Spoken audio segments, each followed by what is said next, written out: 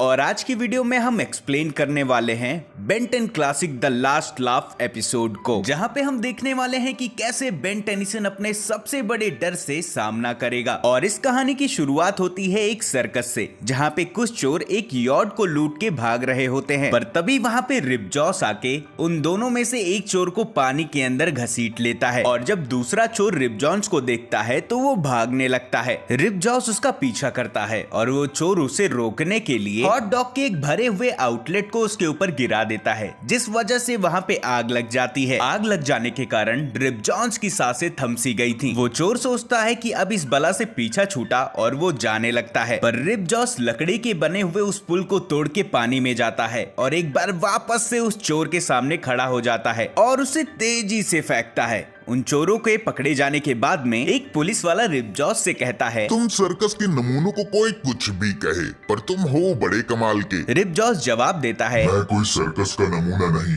मैं एक super hero हूँ। और इतना ही कहने के बाद में रिपजॉस पानी के अंदर चला जाता है। जिसके बाद कहानी आगे बढ़ती है। टीम टेनिसन अपने सफर में आगे बढ़ रहे थे कि तभी ग्वेन एक सर्कस के ऐड को देखती है, जिसके बाद में टीम टेनिसन सर्कस में जाने का प्लान बनाते हैं, पर बेन उससे नाखुश होता है क्योंकि उसे जोकरों से डर लगता था। जिसके बाद में टीम टेनिसन ज़ोम्बोज़ो के सर्कस में पहुंच जाते हैं। वो देखते हैं कि पूरा शहर ही उसके सर्कस को देखने आया हुआ है। जिसके बाद में सर्कस का एक मेंबर 3 सर्कस के नमूनों को इंट्रोड्यूस कराता है, जिनके पास में कुछ स्पेशल पावर होती है। बेन सर्कस का चक्कर काट रहा था, तभी वो ज़ोम्बोज़ो को देखता है और उससे डर जाता है। उसी वक्त वहाँ पे ग्वेन आ जाती है और बेन से पूछने लगती है कि आखिर में तुम्हें हुआ क्या है? जब से हम सर्कस में आए हुए हैं तुम्हारा बर्ताव पहले से भी ज्यादा चेंज हो गया है। बेन जवाब नहीं देता। उसी वक्त वहाँ पे ग्रैंडपा आ जाते हैं और कहते हैं कि अब लड़ाई बंद करो, शो का समय आ गया है। टीम टेनिसन सर्कस के अंदर में चले जाते हैं और वहाँ का सर्कस स्टार्ट हो जाता है। और तभी ज़ोम्बोज़ो की एंट्री होती है। उसकी एंट्री और फनी बर्ताव से ऑडियंस बहुत ही ज्यादा खुश थी और हंसने लगती है। बेन ये सारी चीजें देख के डर रहा था और ग्रैंडपा मैक्स से कहता है कि मैं बस थोड़ी देर में आया एक पॉपकॉर्न का पैकेट लेके। बेन सर्कस से बाहर निकल जाता है और तभी वो देखता है कि सर्कस के वो तीनों नमूने सर्कस में आए ऑडियंस के सामानों को चुरा रहे होते हैं। जिसके बाद में बेन ट्रांसफॉर्म हो जाता है वाइल्ड मट में और एक एक करके उन सर्कस के नमूनों के ऊपर में अटैक करना स्टार्ट कर देता है। वाइल्ड मट उन सर्कस के लूटे हुए सामान को पूरी तरीके से खाक में मिला देता है और उन्हें बहुत बुरी तरीके से तोड़ता है। और तभी एसिड ब्रीथ पावरमैन से कहता है, पुतले बन के यहाँ पे खड़े मत रहो, जाओ बॉस को बुला के लाओ। वहीं दूसरी साइड ज़ोम्बोज़ो ऑडियंस को बुरी तरीके से हंसा रहा था। तभी वहाँ पे पावरमैन आके बाहर हो रही कलाकांडी के बारे में ज़ोम्बोज़ो को बताता है। ज़ोम्बोज़ो पावरमैन पे बहुत गुस्सा करता है। जिसके बाद वो दोनों वाइल्ड मट के सामने पहुंच जाते हैं। वाइल्ड मट जोकर को देख के डरने लगता है और फिर ज़ोम्बोज़ो वाइल्ड मट को बहुत बुरी तरीके से मारता है।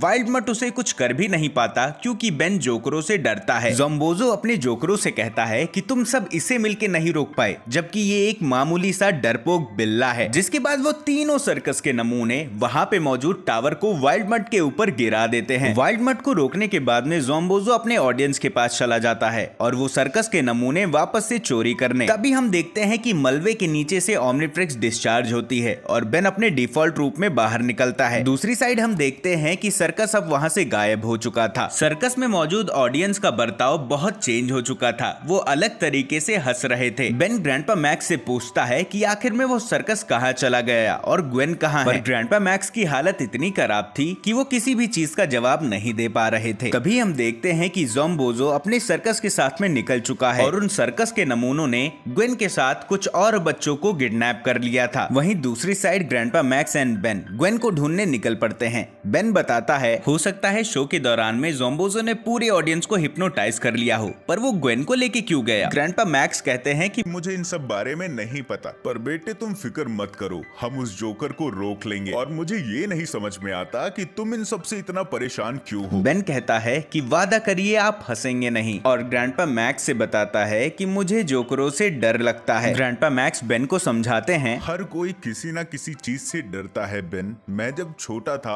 तो मुझे ऊंचाई से डर लगता था, पर मैंने बड़ी हिम्मत करी और अपने डर का खुद से सामना किया। इतना ही कहते ग्रैंडपा मैक्स बेहोश हो जाते हैं। आरवी आउट ऑफ कंट्रोल हो जाती है, पर बेन आरवी को संभालने की पूरी कोशिश करता है, पर आरवी रोड से उतर के पहाड़ों से नीचे जाने लगती है। बेन सही मौके अपने रूह की भूख को मिटा सके, और इन सब बातों का पता चल जाने के बाद में बेन ज़ोम्बोज़ो के ठिकाने का पता लगा लेता है, जहाँ पे सर्कस के नमूने कुछ चुरा के जा रहे होते हैं। बेन ज़ोम्बोज़ो की फोटो देख के डर जाता है, जिससे सर्कस के नमूनों को पता चल जाता है कि वहाँ पे कोई मौजूद है, और एक साथ वो तीनों सर्कस के नमूने उस बॉक्स के पीछे अटैक करने लगते हैं। पर वहाँ पे बेन मौजूद नहीं होता और वो अपग्रेड एलियन में ट्रांसफॉर्म हो जाता है और बेसबॉल मशीन के ऊपर अपना कंट्रोल कर लेता है। वो सर्कस के नमूने अपग्रेड एलियन पे अटैक करने के लिए आगे बढ़ते हैं, पर तभी बेन अपने नए अवतार में उन सर्कस के नमूनों को बहुत अच्छे से बॉल्स खिलाता है और एक के बाद एक तीनों सर्कस के नमूनों को हरा देता है। सर्कस के नमूनों को हराने के बाद में बेन खुद को समझाता है कि वो ज़ोम्बोज़ो का सामना कर सकता है। तभी बेन अपने डिफॉल्ट रूप में ट्रांसफॉर्म हो जाता है और धीरे धीरे ज़ोम्बोज़ो के सर्कस के अंदर में बढ़ने लगता है। बेन धीरे धीरे आगे बढ़ने लगता है, उसे अपने काफी सारे रिफ्लेक्शंस दिखाई देते हैं, पर वो डरता सहमता आगे बढ़ता है। तभी उसे ज़ोम्बोज़ो की आवाज सुनाई देती है। ज़ोम्बोज़ो अपने हेलुसिनेशन से बेन को पूरी तरीके से डराने की कोशिश करता है और बेन से सवाल पूछता है,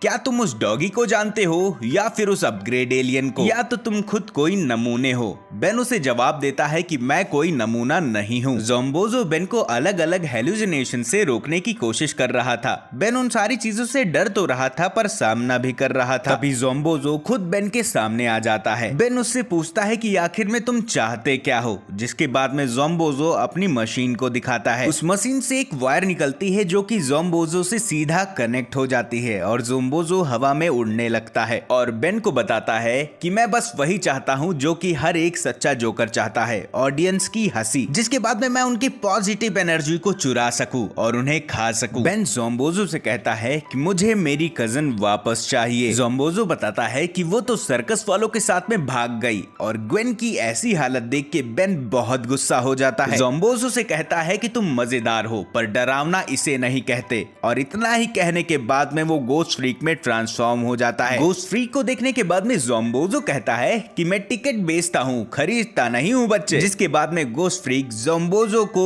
एक एक करके पंच बरसाना स्टार्ट कर देता है। ज़ोम्बोज़ो की पिटाई के साथ गोस्ट फ्रीक उसके मशीन को भी तबाह कर देता है। मशीन के टूटते ही ज़ोम्बोज़ो ने जितनी भी पॉजिटिव एनर्जी चुराई थी वो उनके ओनर के पास में वापस चली जाती है। इन सब कलाकांडी के खत्म हो जाने के बाद में ज़ोम्बोज़ो गोस्ट फ्रीक को पीछे हटने की वार्निंग देता है। गोस्ट फ्रीक ज़ोम्बोज़ो से कहता है, क्या तुम कोई डरावनी चीज देखना चाहोगे? और इतना ही कहने के बाद में गोस्ट फ्रीक अपने हॉरर एलिमेंट्स को दिखाने लगता है, जिससे ज़ोम्बोज़ो बहुत बुरी तरीके से डर जाता है और वहां से गायब हो जाता है। जिसके बाद में बेन अपने डिफॉल्ट रूप में ट्रांसफॉर्म होके ग्वेन के पास में जाता है। ग्वेन बेन से पूछती है कि आखिर में यहाँ चल क्या रहा है, जिसके बाद कहानी आगे बढ़ती है। ग्रैंडपा मैक्स बेन को शाबाशी देते हैं कि उसने अपने डर का सामना किया और हम सब की जान को बचा लिया। और इसी के साथ इस एपिसोड का एंड हो जाता है, जहाँ पे बेन ने अपने सबसे बड़े डर का सामना किया और उसे हरा भी दिया। पर आगे चल के बेन 10 क्लासिक की सीरीज में और क्या नई कलाकांडियां मस्ती हैं, उसको जानने के लिए आप सभी को चैनल को सब्सक्राइब करना ही पड़ेगा।